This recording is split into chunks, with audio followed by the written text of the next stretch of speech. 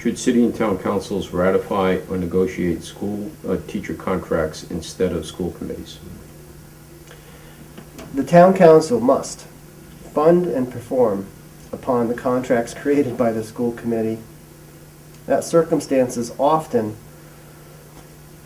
I'm new at this political world here, but to me it's often a panel of former union employees on pension as elected committee members consulting and contracting with the same labor union that may tie the hands of town administrators.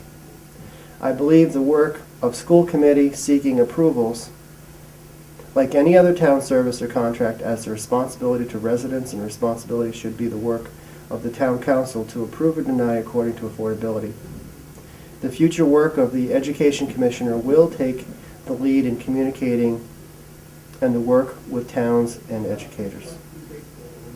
Now, in short, the future of the education and what happens with contracts always falls on the burden of the town administrator to perform what the schools need. We know this. Okay. In your opinion, what are the keys to improving classroom instruction?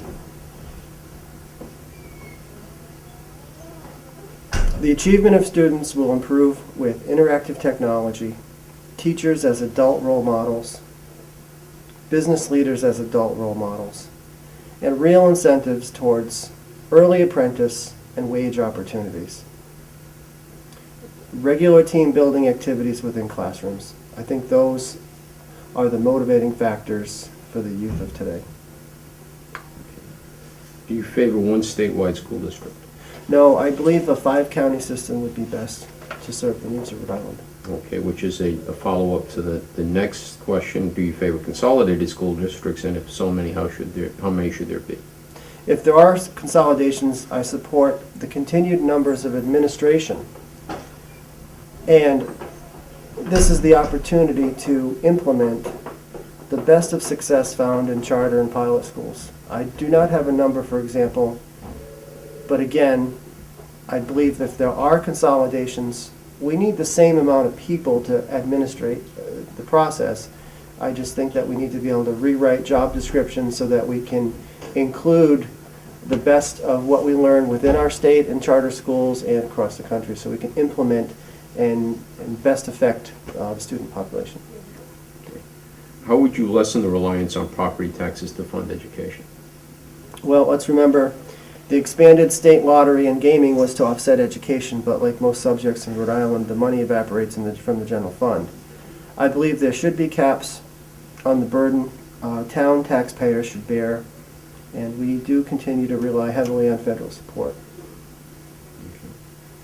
Would you, if elected, introduce or support legislation limiting the scope of collective bargaining to salaries, benefits, and conditions of work? I do. Yes, I believe job descriptions should be rewritten as needed to represent the evolving needs of the school system and students. If elected, would you make any changes to the Board of Regents for elementary and secondary education? And would you appoint a current school committee member to the board? I have no plans to change the current boards. I would be inclined to include one parent representative from each county and a school committee member from each county, given the choice.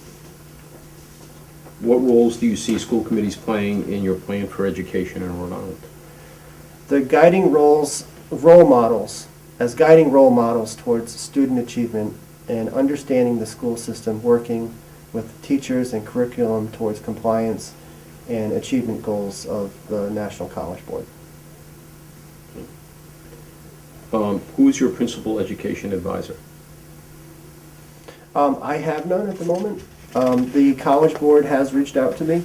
I found the national statistics helpful towards understanding the gravity of the problems and challenges, the effectiveness and solutions of the education system in Rhode Island and throughout the nation. Okay. And how can people get more information about your positions on education? My website is rigovernor2010.com. And the email is very similar, Giroux at rigovernor2010.com. And lastly, if if you want to make any sort of closing comments or statement, you're free to do so. Well, again, thank you, Rhode Island Association of School Committees. We're all here to work together into the future. We are all participating to improve the future success of students and the viability of our state.